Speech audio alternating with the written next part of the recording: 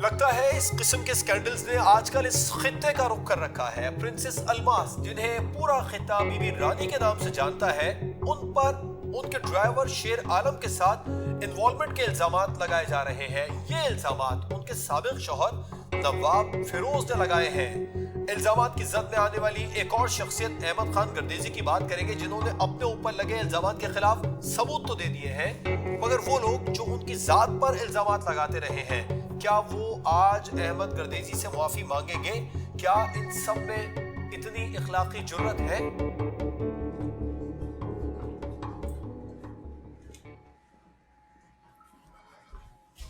सिकंदर, आप यकीनन पूछने आई होंगी कि मैंने वो रिपोर्ट तो नहीं पढ़ ली। देख भी ली और पढ़ भी ली है। सिकंदर, ये सब फिरोज का करना है, हमें बदनाम करने के लिए। ये सब पर्सनल बातें। आपको भी तो अपने अलावा कोई नजर नहीं आता। आप तो किसी की सुनती ही नहीं है। तो तुम क्यों चाहते हो सिकंदर कि फिरोज मुझे जंजीर से पकड़ के घसीटता रहे? सिर्फ रोही के लिए? माँ की जरा तो इज्जत कर लो। जी, सिर्फ रोही के लिए। है तो उसे पा लेता। आप दोनों की वजह से रोही और मेरे बीच फासले बढ़ते जा रहे हैं।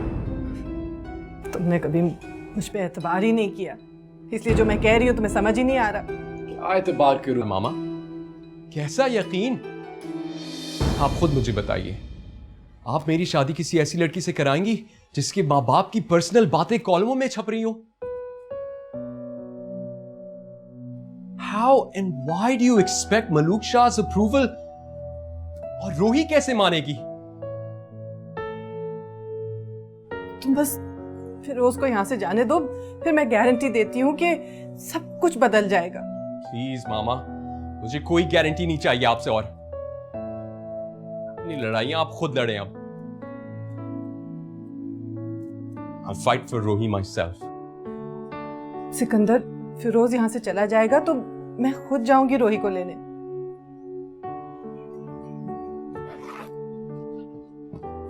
ये क्या कर रहे हो? डैड के पास वापस जा रहा हूं। क्या? जी, मैं दिलशाद महल जा रहा हूं, क्योंकि अब डैड जो करने वाले हैं वो आपकी वहमो गुमान में भी नहीं है।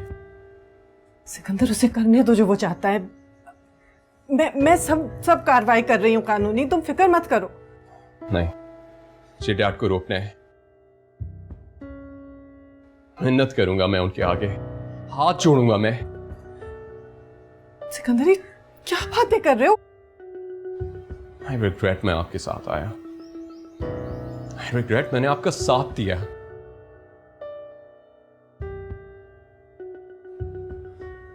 आपने भी मुझे यूज किया। You also used me just like dad.